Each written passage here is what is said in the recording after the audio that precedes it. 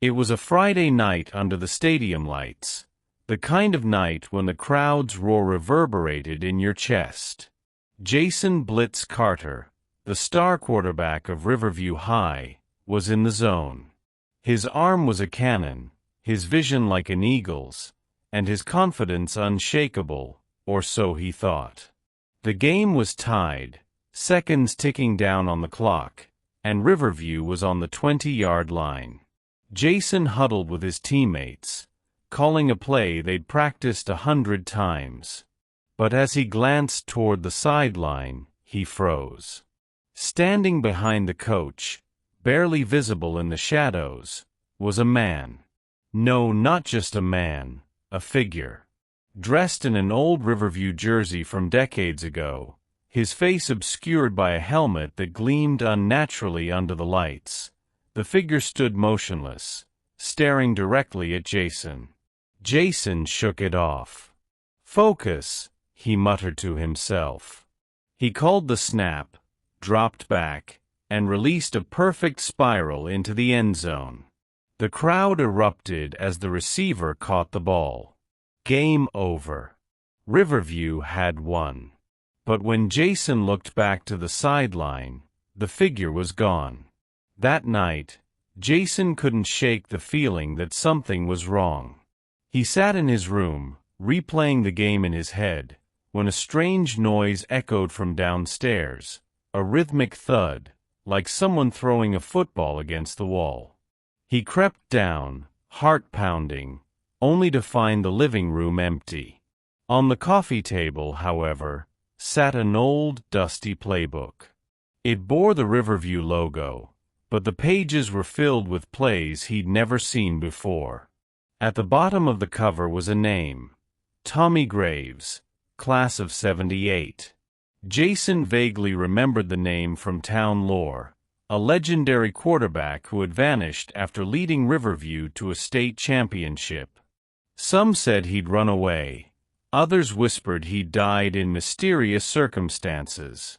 Curiosity got the better of him, and Jason flipped through the playbook. The diagrams were strange, the X's and O's seeming to shift and writhe as he stared at them. At the very back, scrawled in messy handwriting, was a single note: "Win at all costs. They always come back for their due." The following week, Jason tried to dismiss the incident as a prank.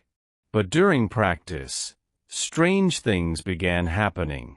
Plays he'd called went wrong in ways that seemed impossible, linemen tripping over their feet, balls slipping through hands like they were coated in oil. Worst of all, Jason started seeing the shadowy figure more often, lurking near the bleachers, standing at the edge of the field, always watching. One night, desperate for answers, Jason took the playbook to Coach Harris. When the coach saw it, his face turned pale. "Where did you get this?" he demanded.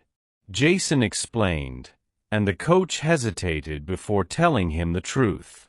Tommy Graves had made a deal, Coach Harris said, a pact to ensure his success on the field.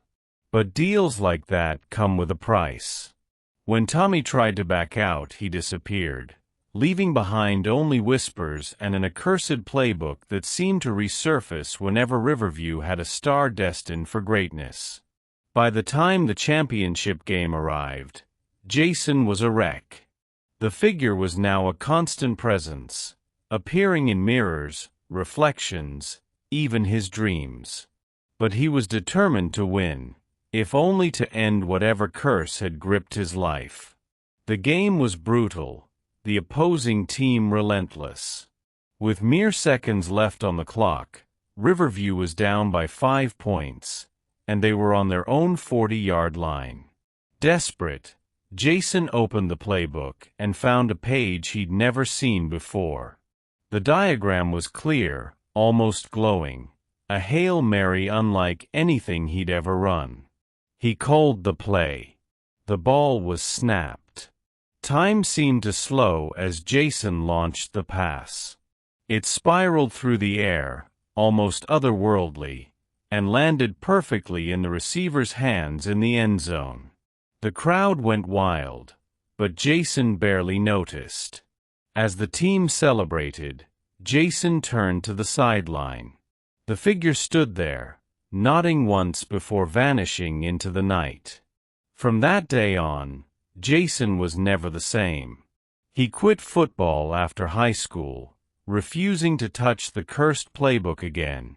But every now and then, during a quiet night, he'd hear the faint sound of a football thudding against a wall and wonder if his debt had truly been paid, or if the shadow was simply biding its time.